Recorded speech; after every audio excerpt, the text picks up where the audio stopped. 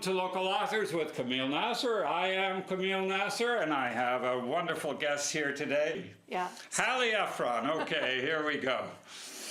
All right, Hallie, tell me, you're a New York Times best-selling author, and you also teach writing. I do, yes. Yeah, but you were born as a writer into the writing world. Tell us. You would think that I would be born into the writing world because my parents were writers. They were screenwriters. They were screenwriters in where? Beverly Hills. In Beverly Hills. Yeah, they wrote movies like The Desk Set and Daddy Longlegs and Carousel. And my older sister is Nora Ephron, was Nora Ephron, and she's an amazing writer. And my other sister is Delia Ephron, another amazing writer, and my younger sister is Amy Ephron. So you would think that I would come out of the chute writing, but actually I came out of the chute not writing. I was the one who said I'm not a writer. Oh, and then when did you change? Well, I taught for many years. I taught elementary school, I taught at the college level. Now I teach grown-ups. Yeah. And teaching is really what I love to do. Yeah. And I think, I lived a pretty normal life. I had kids. I drove them to soccer practice. What did I have to write about would be partly what I would think. And then it wasn't until I was in my 40s that I thought I would try and see. And it succeeded. And it turns out that even living a fairly boring life by most standards, one actually does have something to say. All right. Well, I gotta make a disclosure here. I've attended your workshops, and I have a sheet in front of me of a checklist of about your novel and what you should do, and I check that checklist. Well, I love teaching. I do, and so all those years teaching really did prepare me to not to write the book, but to help other people write books. Because it's just natural for me to break it down, to say, well, how did I do that? Yeah. And you never know how to do something as well as when you teach it to someone else. So let me just show this. This is your latest book here. Yeah. Night, Night, Sleep Tight. It is. Where does the sleep tight come from? That expression. Night, night, sleep tight, don't let the bed bugs bite. Right, yes. You know where it comes from? It comes from back in the old days, they had, under the beds, they had ropes. Oh. They had and you tighten up the ropes. And that's where... Was that to keep the bed bugs from... No, it had nothing to do with bed bugs. It just for the mattress on top. I didn't know that. So that's where the expression "sleep tight" comes from. Well, I know my parents used to say that when they tucked me in, and I say it to my children when I tuck them in. So there's a point in the book. It's supposed to make a child feel safe, and it happens in the book that somebody says it in a moment that a child is not very safe. Well, you have very interesting protagonists. In this book, the protagonist, who's got a wonderful name, and I looked it up. It's a goddess, right? Or some kind of Irish Deirdre, right? Deirdre. How do you spell it? Deirdre. Deirdre. It's actually just an Irish name. I live in Milton, Mass. And we're surrounded by Deirdres. Yeah, but and Siobhans. But she's handicapped from an auto accident. So walks around with a crutch. And then another book here is very interesting. And which one here? Never Tell a Lie.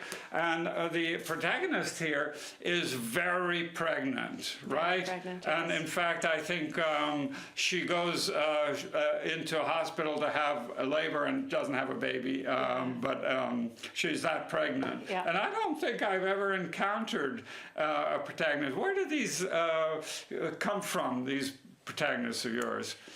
Well, actually, they're both, not surprisingly, we authors are very autobiographical. Right. They're really me at different points in my life. Never Tell a Lie is really about having my first child, although none of the things that happened to poor Ivy Rose happened to me, thank goodness. But I guess I feel like in terms of pregnancy, so often you will see like a television show where the woman goes into labor and she's screaming and she's yelling, and 5 minutes later the baby's born, and it's not like that. And so one of the things I wanted to write was how happens. It takes a long time, and it's, you know, not for the faint of heart. And as the mother, you really have a lot riding on how it comes out, to say the least. Now, in your book, so it's personal experience. Do you have any personal experience with someone who was handicapped? Is that a personal experience as well? Someone who walks around with a crutch? My roommate in college was paraplegic. So I'm very sensitive to issues around Right. handicap accessibility. Yeah. She did not, this character has a withered leg. Right. And so she needs a cane to walk around, but she Right. can walk around. Right. She can't run. She can't swim. There are a lot of things she can't do, but there's a lot that she can do. Yeah. But yeah, I did know somebody who was like that. I never had it myself. Right. Knock wood. And but yeah, and I like writing characters who I needed a character who had something happen to her and she didn't know what it was. Right. And she needed to figure it out. And so the stakes for her is kind of part of her identity. And why does she need to figure out what happened? Because it will tell her who she was, who she is. Yes, because there's backstories in your books about and things don't seem to be as they are. We learn, and we question sometimes the protagonists' own credibility, right? And there's also a lawyer involved in your stories, right?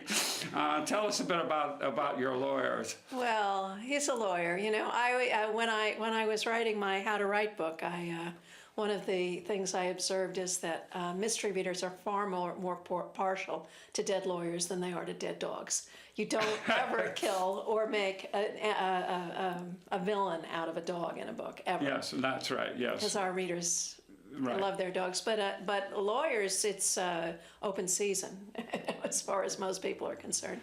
And I you know, I don't have anything against lawyers. Some of my best friends, as they say, are lawyers. But I wanted a character who would have an in with the movie star. You know, actually that book, Night Night Sleep Tight, is based loosely on the Lana Turner story, where her daughter, Lana Turner's 14-year-old daughter, Cheryl Crane, murdered Right. There Lana was, Turner's yes. mafioso boyfriend. Right. And we lived around the corner from that house where that happened. In Beverly Hills. In Beverly Hills. Yeah. And I remember I was, Cheryl Crane, who confessed to the murder, was 14 and I was about 10. And I rode my bike around the neighborhood. In those days, Beverly Hills wasn't like it is now. But I used to ride my bike over to that house, which was just a block up and 2 blocks over. And I would just stare up at that window where I imagined the murder had taken place. The pink bedroom, they called it in the LA Times. And you know, it was televised, the trial. Way back then, they televised the trial. That shows what a big deal it is. I talk about the Lana Turner story and Johnny Stompanato to groups, and I'm always amazed. It doesn't matter whether I'm in Ohio or California or New York or South Carolina, people remember it. Particularly, of course, women in my generation remember that story, that little girl who maybe she did and maybe she didn't. You know, that's what everybody wonders. But I wasn't interested. I'm not interested in whether she really did it. I'm interested in what the aftermath of that is like. And that's what this book is really about. It's about the aftermath of things, the aftermath of what made the character lame. Yeah. Okay, we're talking with Hallie Ephron, award-winning writer and a teacher of writing. Can you teach writing? Well, it depends on what you mean. Can you teach someone to be a competent writer? Yes. Yeah. Can you teach someone to write a bestseller? No. But I also think that as much as anything, writing is about persistence. It's about accepting criticism and incorporating it into your work. And as often as not, the people who don't make it are the ones who can't revise endlessly, who can't hear someone saying, this isn't working. Yeah. So that's more often the reason why people fail than because they haven't got the talent. But to write something great that's magic. I cannot teach anybody there is, yeah. It's part of storytelling and so on. Now, the police in your books, they're very competent, but they're kind of like bad guys in a way. You want them to get off the case. Well, you have to have a reason for your character to do the things they do, and that often is because the police aren't doing it. But I hate books in which they caricature police officers and they make them into donut-eating, coffee-guzzling layabouts who are.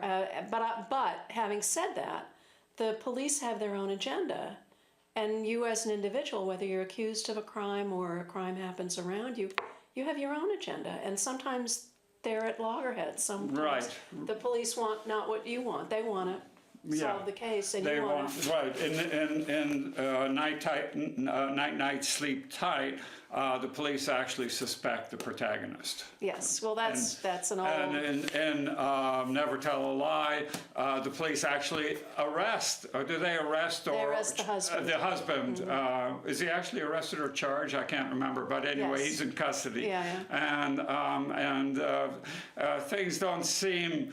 So there's always this backstory that you get. That's usually not the backstory. That's usually the front story, and really what it's about is to have a mystery novel work, there has to be stakes. There has to be a reason why the main character does what they do. And that can be small at the beginning, understanding your past, but at some point it has to be because a loved one is accused of the crime, because you're arrested, because someone else dies, someone else is going to die. There have to be stakes. So that's what I'm building in when I manipulate the plot in that way. A reason for my character to do what she does. So when you teach writing, you're teaching mostly mystery writers. I'm teaching people. Well, mystery is kind of an amorphous amoeba. You know, it's at one end it's the cozies. Yeah. And then that's more like Miss Marple, small town.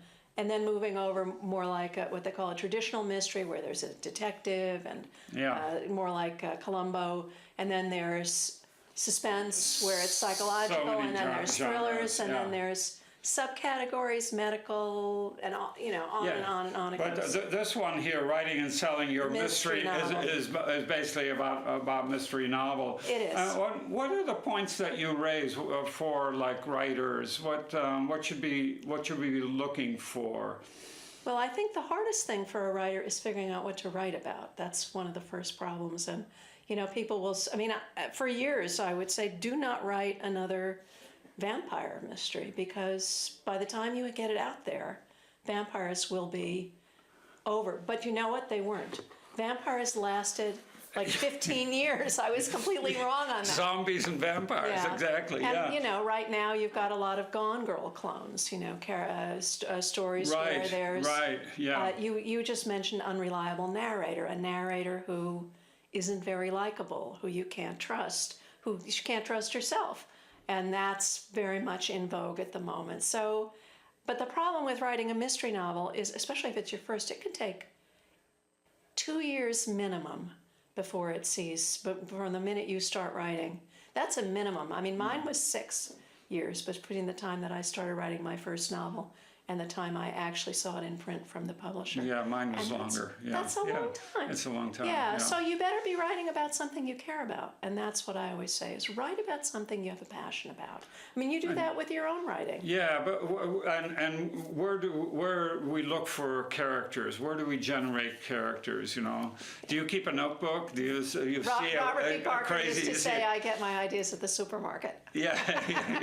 He was just being flipped. But the truth is, you can find characters at the supermarket. Yeah. And I have, and you find them in your family, you find them on your friends, you find them in the newspaper. So tell us about this book. There was an old woman. This was a great seller. Tell us a little about it.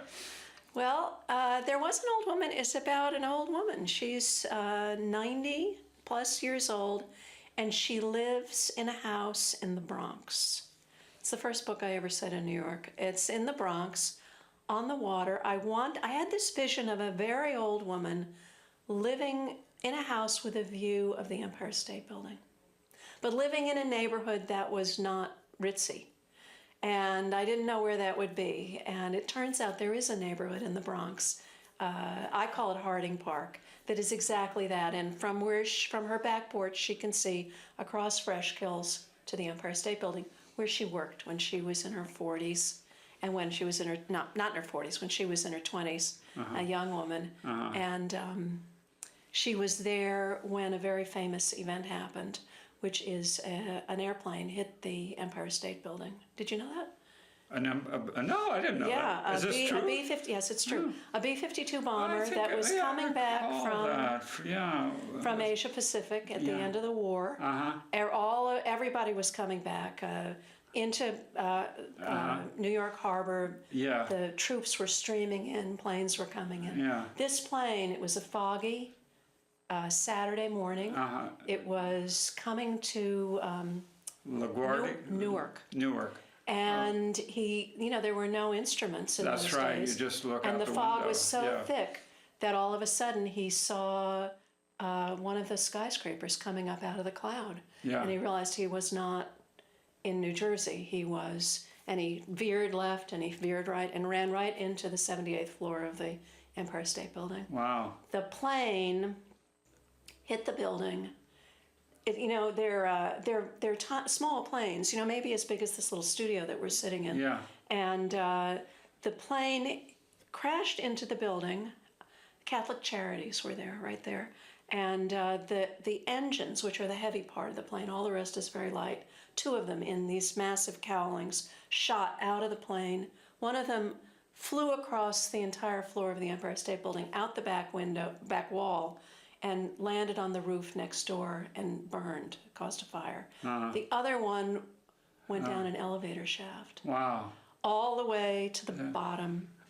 And the explosion, because it was rocket fuel, blew an elevator operator out of her perch up on one of the top floors. Wow. They put her back in an elevator to take her down. The elevator went into free fall. I'm getting to where this connects to my book. Yeah. The elevator went into free fall because all the cables had been severed. Yeah. And she survived the fall.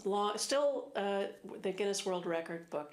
The reporters who covered it said the floor of the elevator was cracked like an egg. It hit so hard. Yeah. And yet she survived. She was in the hospital. She broke a million bones. Yeah. But she was young. Turned out her boyfriend was coming back on one of those troop ships that very day. Next day she wouldn't have been there. And anyway, in my story, there's someone else in the elevator with her who is. There was an old woman. Oh, I see. Yeah. I see. So I took a real incident, just like I did with the Lana Turner story. Right. So I took a real incident and made it complete fiction. And that's what I like to do. Oh, that's great. What are you working on now? Let me just say one other thing. Yeah, go ahead. Well, the other thing I like to write about is young women and old women. Yeah. Are all your protagonists women?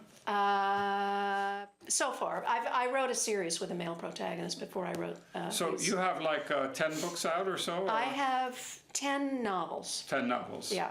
And the fiction book, where did we put it here? The How to Write book, yeah. But what did you ask me? No. What are you working on? Oh, I'm working on, I have a book coming out in a few months. I have a book coming out in June of 2017, and it's called You'll Never Know, Dear.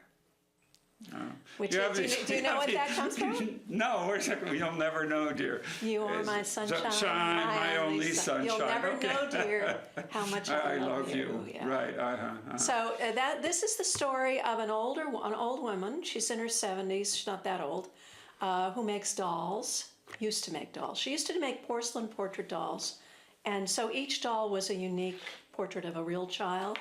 And she made one for her 2 daughters, and the baby, when she was 4, dragged that doll everywhere, and when she disappeared, the doll disappeared with her. And the book opens 40 years later, and the doll comes back. Wow. Yeah. So the question is, where's the girl? Right. So that's what that is. You'll never know, dear. Yeah. So, and you go back and forth on some of your novels, don't you? You have little, from the back, you go back and dig up the backstory and find out what went wrong or what happened and so on. Yeah. And for example, I don't want to give away the story, in Night, Sleep Tight, the protagonist had a bad leg because she was in an auto accident, and we find out that something wasn't quite right about this whole thing, right? But she can't really remember it. No, she doesn't know what it was, but she finds out what it was. She finds out what it was. She doesn't know who was driving. She thinks she knows who was driving, but she's not right, and she doesn't know where she was going or why she was in the car. So a lot of things have vanished from her memory, but she finds out in the course of the book. But backstory is one of the tricky things about writing a mystery novel, which I'm sure you've discovered as you write, which is, where do you begin? You have a whole lot of stuff you want to tell the reader about what happened before, but if you load up the opening with that, it's boring. So you have to. So part of the story was that the attorney that was that was very in this Night, Sleep Tight. The attorney, he defended Tim Leary and Emily Harris and Patty Hearst.